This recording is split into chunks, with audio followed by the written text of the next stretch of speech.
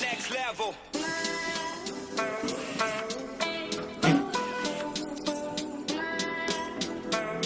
In this video, I will be using some UPS transformers to make a high current DC power supply. High voltage input, low voltage high current output with center tapping.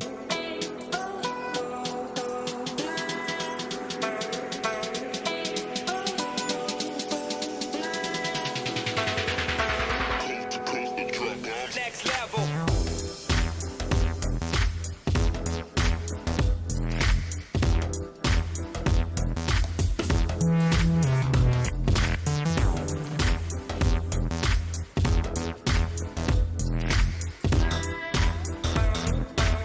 Plus, I will also be using this giant 24 volts inverter transformer.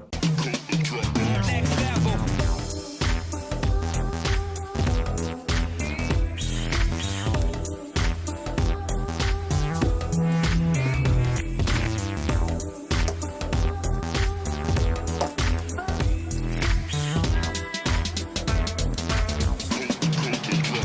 level.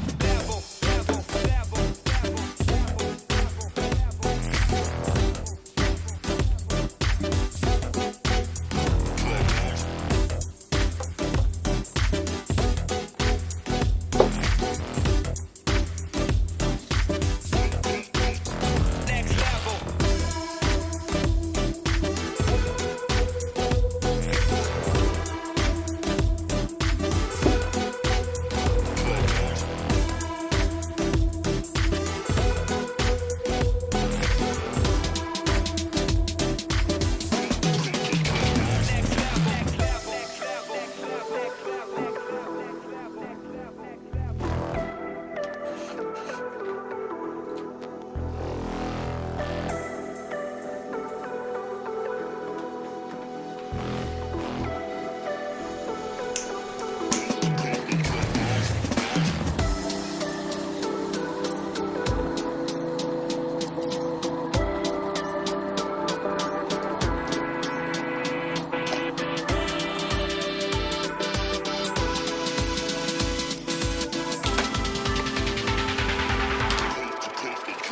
Next level. Next level.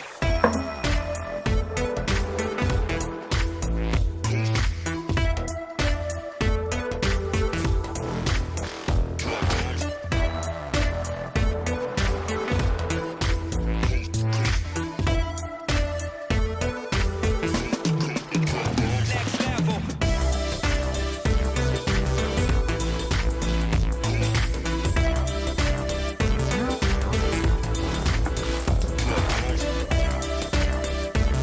Because it was not easy to solder this pointer, so I have placed it strongly at one point using the nickel strip, and now I'm going to repeat the process.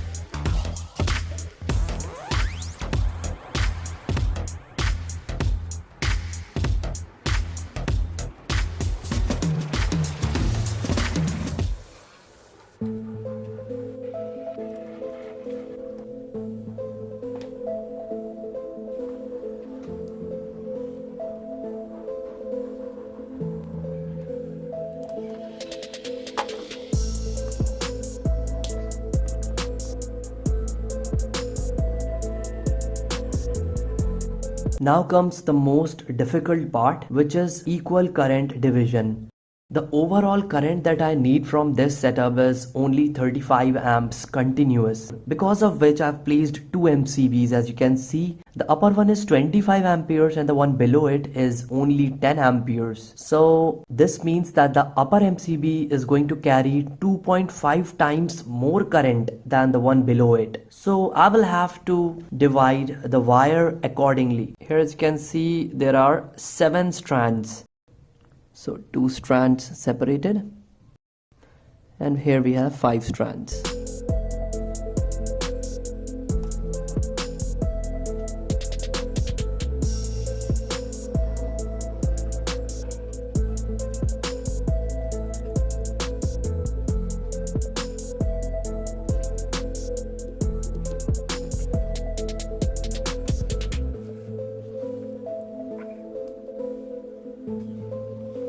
So these two are the final output wires.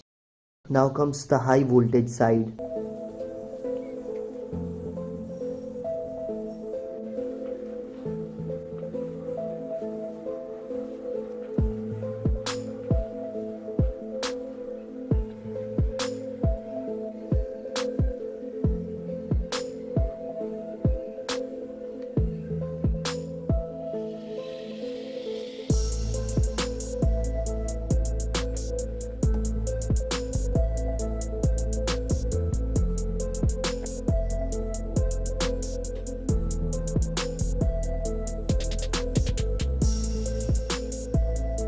Now to the 220 volts input side, I've also placed 4 wires, very thick, since it is going to carry huge current, and it is going to run around 1600 watts. So you have seen this bridge rectifier in my previous video. I am further upgrading it. I'm going to take positive from each set, okay, and negative from each set, similarly 2 AC wires from each set, so that I can utilize this rectifier to its max and use it in my power supply. Positive.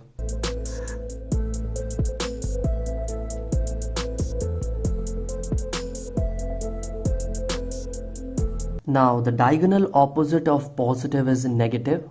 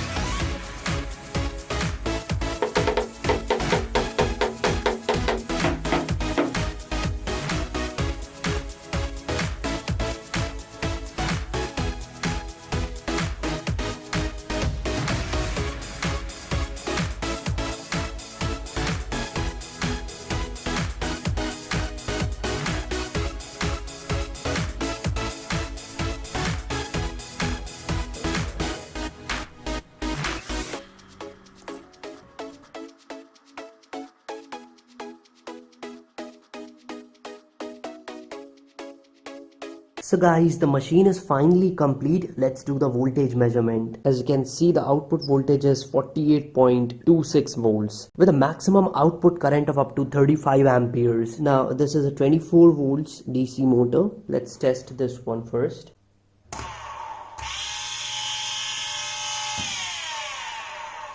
Working pretty good. Now comes my 24 volts and as you can see around 27 amperes e-bike motor.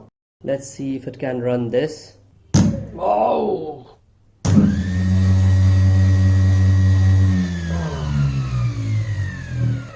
Oh, very powerful power supply I have here. Now I don't have many 48 volts DC motors, so I'm going to use this 12 volts DC motor, 32 amperes with this power supply. Okay.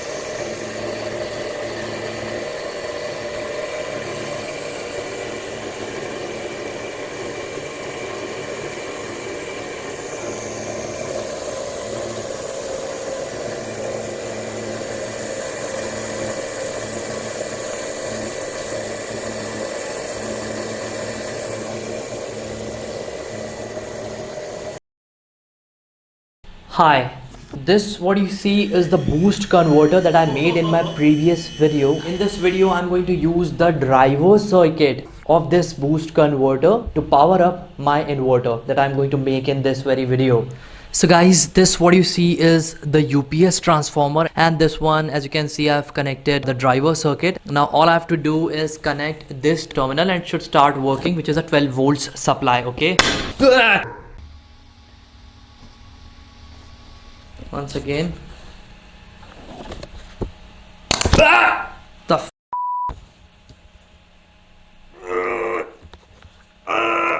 Take note, never connect the transistor directly on wires because the terminals are so close to each other that irrespective of the fact how much careful you are, it might still create a short circuit. Always use a breadboard or use proper connections. So guys, now that I have learned my lesson painfully, finally I'm using a breadboard over here, and this is the driver circuit that is going to drive this transistor, which is 1351. It is a testing circuit, so I'm not going to use any heatsink.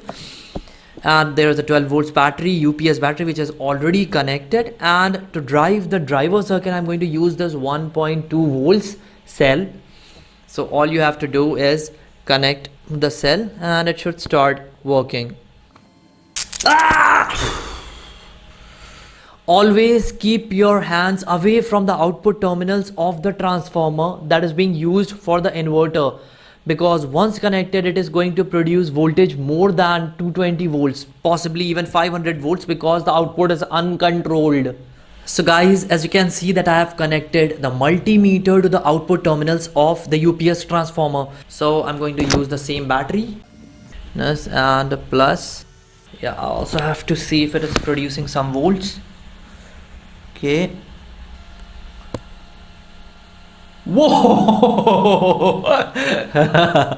As you can see that it is producing voltage as high as 370 volts AC. No wonder I got such a strong shock from the output terminals of the transformer, because as I said that the output is uncontrolled.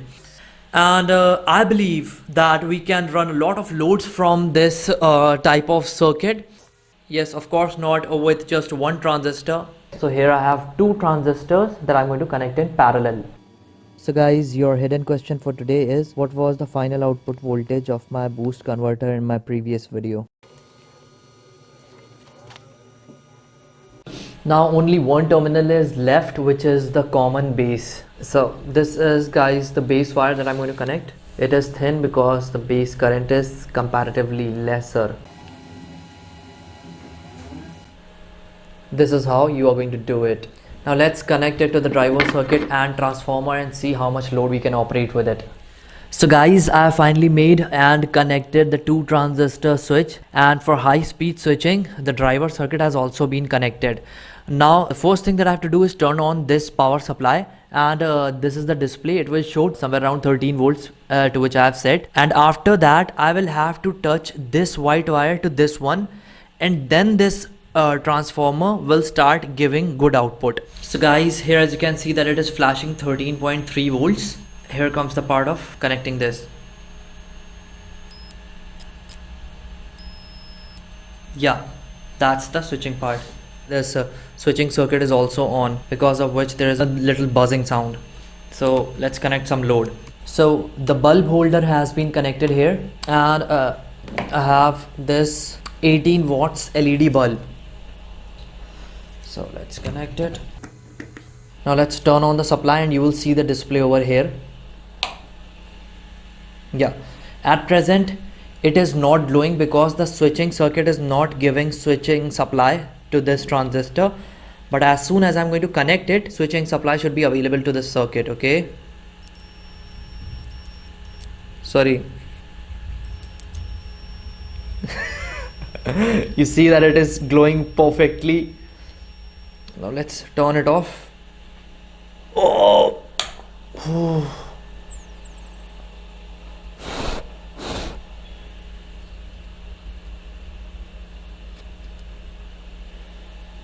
the lower transistor is heating like it is heating a lot. For the same reason, negative temperature coefficient. So guys, here I've turned off the lights, and I've also attached another bulb which is rated at 60 watts. So, oh, you see, it is glowing so bright and smooth. Oh, pretty good, right?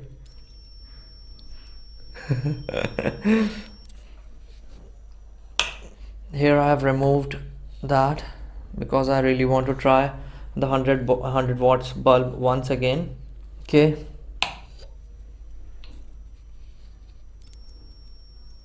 you see, it is glowing. Let's turn it off before my circuit gets damaged, because obviously this circuit cannot handle 100 watts. Now it can easily handle this 20 watts load. I will show you.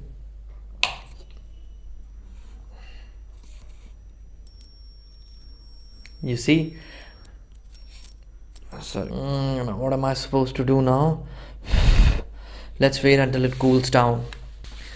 Now I think that it should be cool enough. Let's turn it on, and this time I've already connected the terminals that I was touching initially. Okay, glow, glow, glow. You see, it is glowing. Now I don't have much time because it is going to turn off, or yeah, because the transistors heat up really fast. I don't get much time. Now this setup is just a half cycle inverter setup. You see, on, off, on and off, and so on. A full cycle inverter gets on pulses on both the sides, on top and on bottom here also, and then it is going to be full cycle and perform really good, which will be my final circuit. Obviously I cannot design a half cycle inverter, it is not much useful, but it was just a demonstration for you to understand when I make a full cycle inverter. Basics should be clear, right? So that's the demo for the half cycle inverter. Finishing the video, hit like and don't forget to share and subscribe. See you in the next one. Bye bye.